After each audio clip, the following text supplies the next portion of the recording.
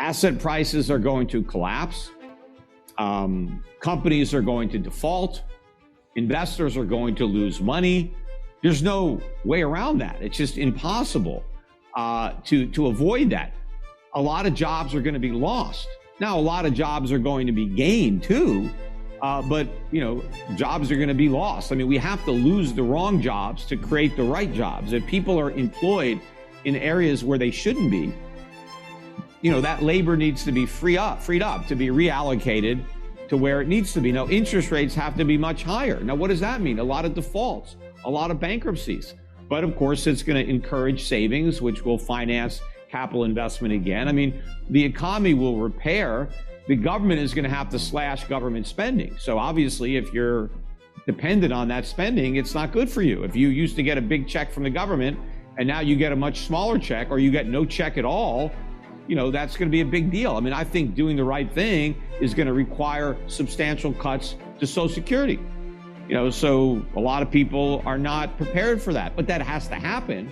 Now, if we don't do that, then the Social Security benefits are going to be worthless anyway, because inflation is going to destroy them. So I think, a measured approach to cutting in Social Security and maybe means testing it is much better than just wiping out everybody's benefits equally through inflation. So we're going to go through pain one way or another. At least the pain that we would go through with me, calling the shots, would be constructive pain. It would be pain that would eventually lead to gain. But the course we're on now is just going to be pain followed by even greater pain. Right. So we need to do the right thing. And if we could make government much smaller and we could eliminate a lot of the government, I mean, I would like to liberate the people from having to pay the income tax. I don't want any personal income tax. I don't want any corporate income tax. I mean, I don't want people to have to waste money and time calculating the income tax and keeping track of it. I don't want people rearranging their affairs, or spending time trying to avoid taxes. I want them spending their time and their resources trying to generate income, not try to shield it from taxation. We need to go back to taxing consumption. We need a tax system that taxes people when they spend their money, not when they earn their money. That's what the country was founded upon. That was a basic principle that existed until 1913, and I want to go back to that. And that would be a major boom for the U.S. economy. And of course, if I was president, there's so many regulations that I could eliminate with the stroke of the pen that would immediately free up a capital and allow for American business to be much more efficient and much more productive. And money wasn't wasted on complying with all these ridiculous regulations. That money could then be used productively in the real economy. So look, I think capitalism is a very dynamic economic system, and I think it has the ability to deliver substantial gains in standards of living. And it worked in the 18th century, or rather the 19th century, very well. Unfortunately, we didn't have it for most of the 20th century, but if we can go back to it, it can work even better in the 21st century than it worked in the 19th century, and it worked great in the 19th century.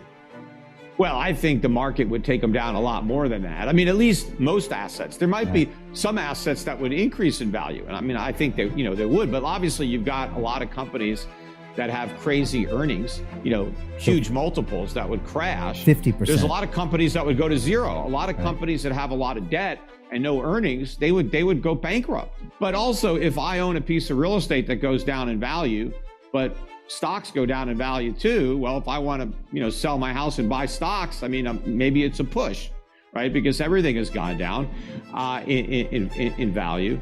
But, we're living in a huge bubble. And the bubble has to deflate. And, if you've been getting rich off that bubble, you got a problem as the air comes out, and that's why there's, a big vested interest in continuing this. But, if I had been president 20 years ago, or even 10 years ago, and had I been able to do the right thing then, assuming, I can get the right thing through Congress. I mean, you're not making me king, you're just making me president. So we'll see if I could actually get anything done. But I mean, I would try my best. I mean, I would veto every budget, that was not balanced. I mean, I would force these massive cuts. And I would, level with the public. I do a lot of talks to try to, educate the public to understand, the mess that we're in and how big the stakes are and why we need to do the right thing. High inflation is going to be part of the American experience. It's going to be a way of life. And of course, businesses are going to have to figure out how to deal with it. And of course, that's going to make American business even less efficient than it is now. We're probably going to end up having a larger underground economy, which is probably one of the reasons that the IRS is gearing up with 87,000 more agents, because as more people operate in the underground economy, they may be not paying as much taxes as the IRS, would like.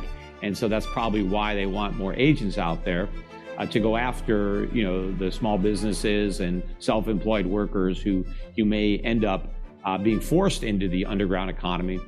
Well, I think the dollar has risen based on the false expectation that the Fed is going to win its fight against inflation, and that to win that fight, it's going to raise interest rates, and those higher rates are helping the dollar. But I think the markets are wrong. I think the Fed is going to surrender. Inflation is going to win the fight.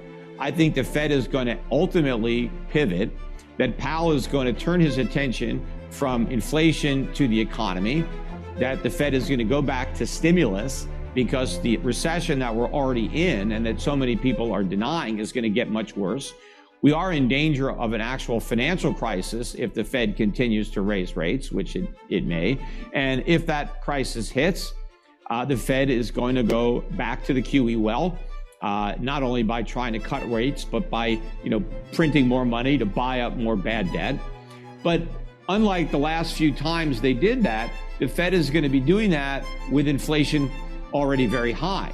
So what the Fed was able to hide behind with QE 1, 2, and 3, and even QE 4, was that inflation was still below their 2% target. And so therefore, they could still print a lot of money. And even if inflation went up, well, that wasn't a risk. That was actually a benefit. That was enabling the Fed to kill two birds with one stone, help the economy and achieve their 2% inflation target, which never made any sense to me. And I called the Fed out for that lunacy. And you had the same thing in Europe and in the UK. They kept saying, we don't have inflation, we need more. Yeah, we needed more inflation like a hole in the head, and now we've got it, right? But I knew that was just a bunch of nonsense. But if the Fed tries to go back to 0% interest rates, if the Fed tries to go back to QE with inflation at 6% or higher, right now it's still 8.5%, but if inflation is triple 2%, you can't justify throwing gasoline on an inflation fire. And so when the Fed does that, I think the dollar is going to burn to a crisp. I think the world is going to recognize that inflation is going to go on forever, that the balance sheet is going to expand forever. And then the bottom's going to drop out, not just of the US dollar, but of the US Treasury bond market. And when bond prices start to crash, that's when the Fed is going to have to really up the size of QE, because the Fed is not going to let the bond market crash. The Fed is going to stop that crash by buying those bonds itself. Well, where is it going to get the money to buy those bonds? It's got to print it. So it's got to create more inflation to buy bonds. But the more inflation the Fed creates, the more people who own bonds want to get rid of them. So it's a self-perpetuating spiral, and it just ends in a dollar crisis. And this is what the Federal Reserve is getting so wrong once again. They are driving, looking in the rearview mirror, completely oblivious to what lies ahead, because they're looking at the economy. They're looking at all these jobs and this low unemployment rate. And what they don't realize is that all these jobs were a function of the free money that they're about to take away. The 0% interest rates and everything that came around it, the housing bubble, the stock market bubble, all that paper wealth and the effect that it had on consumption, on employment, all this is about to go away. The Fed is about to pull the rug out from under everything it built, and it's all going to come collapsing down. It's just the Fed, once again, doesn't know the difference between a bubble and legitimate economic growth. It thinks we have a real economy. It thinks there's legitimate strength there. That's why Powell is confident that we can raise interest rates to fight inflation and everything's going to be fine. It's not going to be fine because, number one, yes, we can raise interest rates, but we're not going to raise them high enough to fight inflation, but we will raise them high enough to cause a recession. But not just a recession, a depression. a financial crisis that is worse than 2008. That's what the markets don't seem to get, because I think the reason you're seeing this weakness in gold and silver stocks and some strength in the dollar is because the markets believe that the Fed is going to fight inflation and they're going to be aggressive, but they don't believe it's going to result in a severe recession. They certainly don't believe it's going to result in a financial crisis. So the markets still believe that the Fed can do the impossible. So what's going to have to happen to turn this dynamic is investors are going to have to figure out what's going to happen. Now, either they're going to figure it out on their own or the Fed's going to tell them. Now, my guess is that the markets will sense the Fed's pivot before the Fed actually pivots. So I think at some point you will see a move up in gold and silver, a big move up in these mining stocks, and a rollover in the dollar.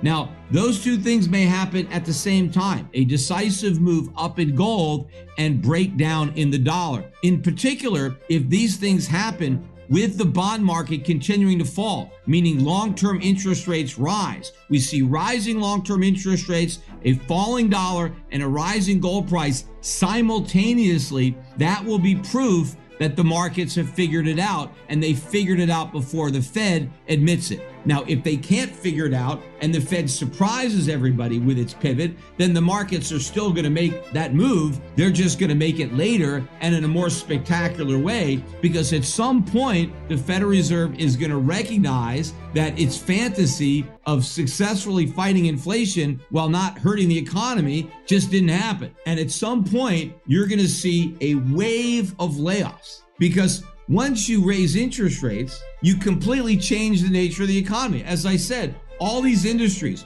housing, autos, technology, retail, are going to be hemorrhaging jobs, and all at once. So we're going to go from a very low unemployment rate to a very high unemployment rate in a matter of months, maybe just 1 or 2 months. You're going to see massive job losses that are going to completely surprise the Fed. And it could easily happen this quarter. And if we get big job losses this quarter, then we're going to have a recession, because we already have 1 quarter of negative GDP. If we punctuate it with a second quarter of negative GDP, we're in a recession.